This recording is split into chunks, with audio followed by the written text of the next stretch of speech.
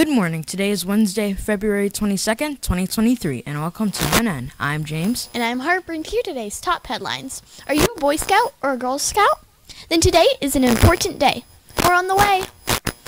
And now to Emma with today's lunch menu.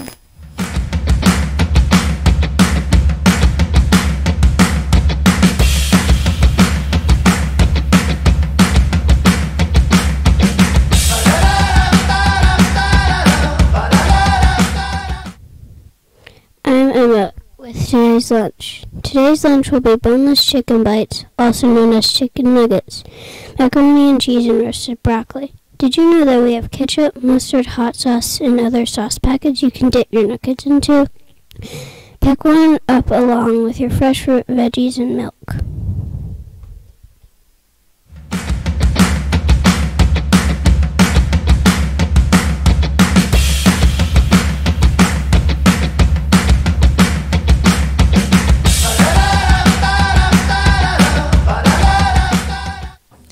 Thanks, Emma. The Girl Scouts celebrate Founders Day on October 31st, which is Juliet Gordon Lowe's birthday. But on February 22nd, they celebrate another important day called Thinking Day. March is Women's History Month, and since it's just a few short days away, Girl Scouts and Girl Guides across the world use February 22nd to speak out on issues that affect girls and young women. The World Association of Girl Guides and Scouts, WAGGGS, the Girl Scouts on the USA, and other WAGGS members of the organizations have been celebrating World Thinking Day since 1926. Later, in 1932, a member from Belgium suggests the girls could raise funds, a World Thinking Day fund for the organization, to help support their activities and community service projects.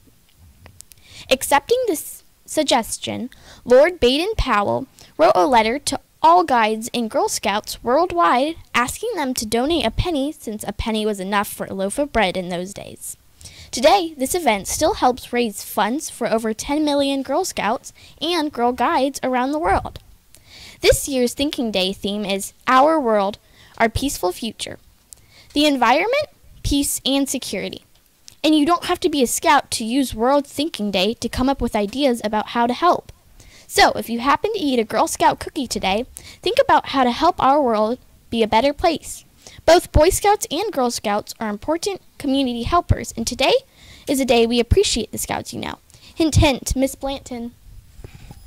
Scout Founders Day on February 22nd honors Lord Baden-Powell and his wife, Olive, the first Chief Girl Guide. Scouts Founders Day is known as Founders Day throughout the world. It's a time for Scouts and Guides to think about how important Scouting is even in our present day, fast-paced world. The Boy Scouts originated in England on January 24, 1908, when Robert Baden-Powell published the first issue of Scouting for Boys, a handbook for how to be a good citizen. After that, lots of groups of Boy Scouts popped up all over the United Kingdom. February 22nd is Robert Baden-Powell's birthday, and also his wife, Olive, who was a big help in creating the Girl Guides. A second group, the Baden-Powells, dedicated to girls and scouting. A few years, Juliet Gordon Lowe would meet Lord Baden-Powell and start her own Girl Guides troop, eventually bringing the United States, where it would eventually become the Girl Scouts we know today. You know, the ones with the cookies. Although they do a lot more than that. In addition to have fun learning life skills, going camping, and building friendships, Boy Scouts and Girl Scouts work hard to serve their communities in lots of different ways. So Founders Day is a great day to celebrate those Scouts who are big helpers in our world. And now to Abigail with today's weather.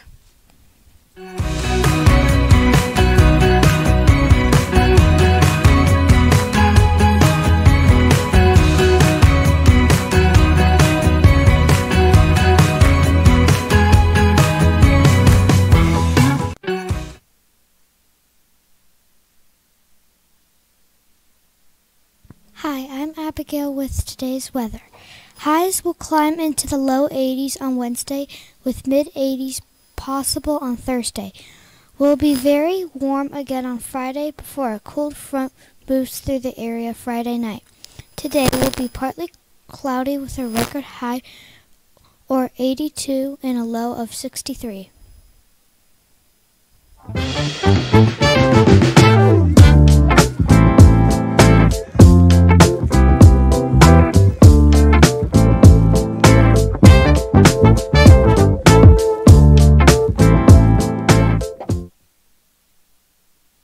Good morning. I am back again with another Black History Fact. Good morning, Bestie. Good morning, Bestie. So I want to first give a shout out to Harper and James. If they ever get into being a news anchor in their adult years, I will definitely watch the news. They are always so... Just stop what you're doing. Give a round of applause in your classrooms right now for James and Harper. They are always just so poised, and Harper speaks so gracefully. And James is, I mean, y'all are just on it. I love watching y'all. Anyway, so yesterday we learned about Charlie Sifford, and for grades CD through 2, true or false, Tiger Woods was the first black golfer to play on the PGA Tour. Let's see, we have, because I said yesterday that we were going to pick 2 winners, didn't I? They reminded me about that this morning. So, in grades KS, Miss Sanders' class, Kennedy, you got that answer correct. Go, Kennedy. I will come down this afternoon because I got to go on a field trip today. But I'll come down this afternoon so that you can get your prize. Congratulations. And then we have here Anthony in 2A with the correct answer, false. Anthony in 2A with the correct answer, also false. Anthony, I will come by your room this afternoon so that you can also claim your prize. And then for grades 3 through 5, we've got, do we have 2 fifth graders? Oh, we've got 2 fifth graders today. Look at that. One of them is Sasha. Sasha is one of my faves. In 5MA. Sasha is always very respectful. Very good student, always listens to her teachers, model student down there in the 5th grade. Very proud of you, Sasha. You have definitely earned this prize today. Good job. Who else do we have? Avery in 5MY. Another good student. And what do you want to say about Avery? She's also my best friend. Didn't have anything to do with her name. I picked Avery before she came in the library, but it just happens to be her best friend. So look at that. Congratulations to your best friend, Avery. And they both got the correct answer with B. That is correct. Good people, right? Yeah. I'm glad they won. All right, so today we are going to learn about Plessy versus Ferguson case. In 1890, the state of Louisiana passed a law, the Separate Car Act, that required separate accommodations for blacks and whites on railroads, including separate railway cars. A concerned group of prominent black Creole and white New Orleans residents formed the committee of citizens dedicated to repeal the law. They eventually persuaded Homer Plessy, a man of mixed race, to participate in an orchestrated test case. Plessy was born a free man and was a octoroon of 7/8 European descent and 1/8 African descent.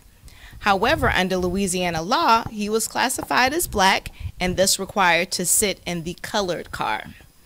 On June 7, 1892, Plessy bought a first-class ticket at the Press Street Depot and boarded a whites-only car. The railroad company had been previously informed of Plessy's race and the intent to challenge the law. Additionally, the committee hired a private detective with arrest powers to detain Plessy to ensure he was charged for violating the Separate Car Act. After Plessy took a seat in the whites-only railway car, he was also asked to vacate it and sit instead in the blacks-only car. Plessy refused and was arrested immediately by the detective. As planned, the train was stopped and Plessy was taken off of the train at Press and Royal Streets. In his case, Homer Adolph Plessy versus the state of Louisiana, it was ruled that Louisiana had the right to regulate railroad companies while they operated within boundaries. Plessy was convicted and sentenced to pay a $25 fine. All right, so for grades CD through 2, true or false, the Plessy versus Ferguson case was about a black man who refused to give up his seat on a bus. All right, CD through 2. Were you listening? Let me say that again. True or false?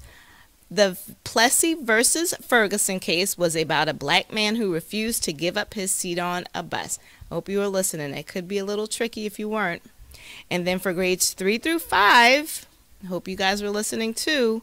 How much was the fine that Homer Plessy had to pay for violating Louisiana's law? That was like one of the last things that I read. Was it A, $250? Was it B, $25? Or was it C, $2,500? Again, for grades 3 through 5, how much was the fine that Homer Plessy had to pay for violating Louisiana's law? A, $250, B, $25, or C, a whopping $2,500? What do you have for us, co-host? That's a lot of money. It is. Aren't we glad times have changed? Yeah. Yeah. You got anything for us today? Any shout-outs? Actually, me and Miss Singleton, or it was just me, decided that we should do, so you're not going to be a winner, but it's going to be a shout-out for being creative.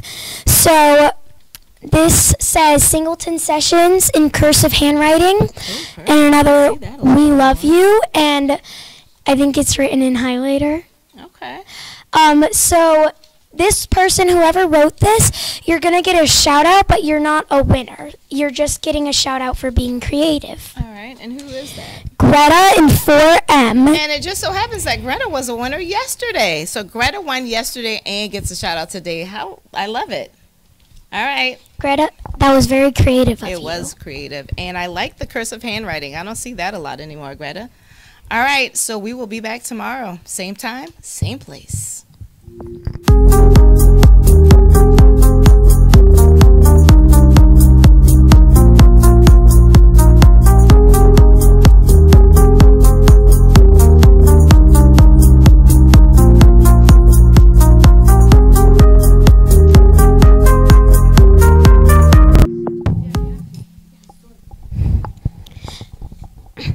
In today's Science Stuff Minute, we're going to talk about Ronald Irwin McNair visited a library in South Carolina in 1959, hoping to become an astronaut. He wanted to check out a book about math. However, a librarian said she would call the police if he didn't leave.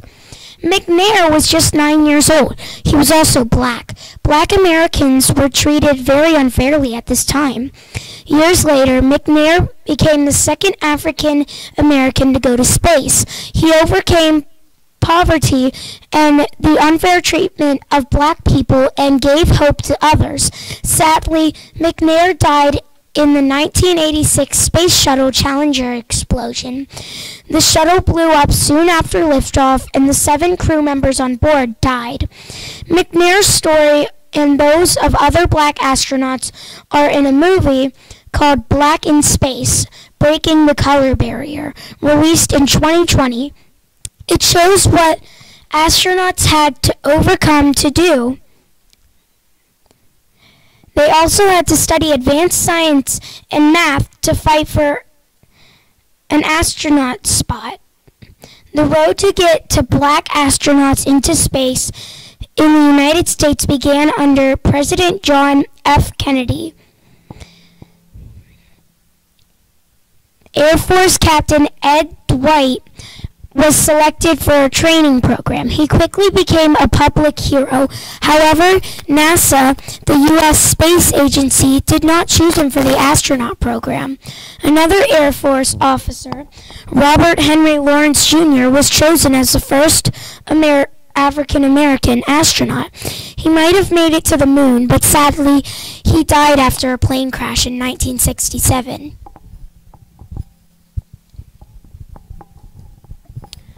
No African Americans made it to the moon. A fictional character got the closest. It was Star Trek's Lieutenant Uhura, played by Nichelle Nichols on television in the 1960s. Nichols later appeared in ads to get black scientists and pilots to work for NASA. Frederick Gregory saw the ads. He was an Air Force pilot. He would become the first African American space shuttle pilot, but the Soviet Union beat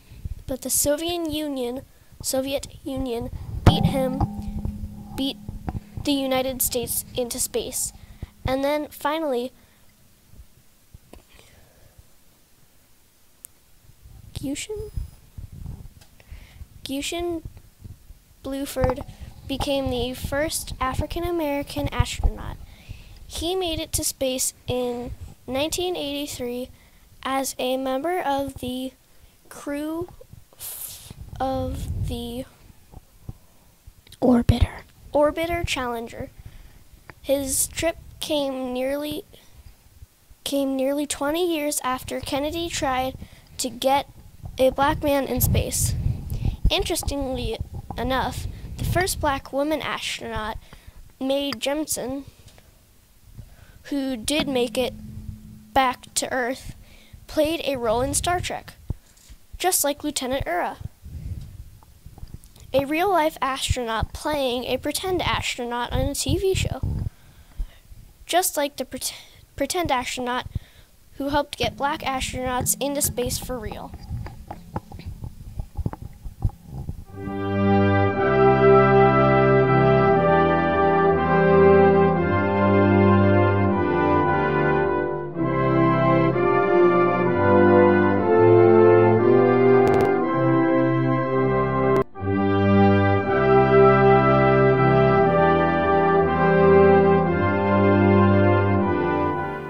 Bella, and please stand for today's Pledge of Allegiance. I pledge allegiance to the flag of the United States of America and to the republic for which it stands, one nation, under God, indivisible, with liberty and justice for all. Please remain standing for the moment of silence. Thank you. You may be seated. Now, let's get today's birthdays. No birthdays today except for one, Robert and Olive Baden-Powell.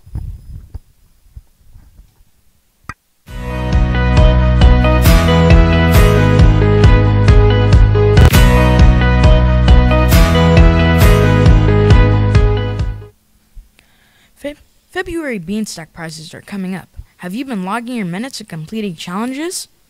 And with that, I'm James for ONN. Have a wonderful day. I'm Harper for ONN. Have a wonderful day.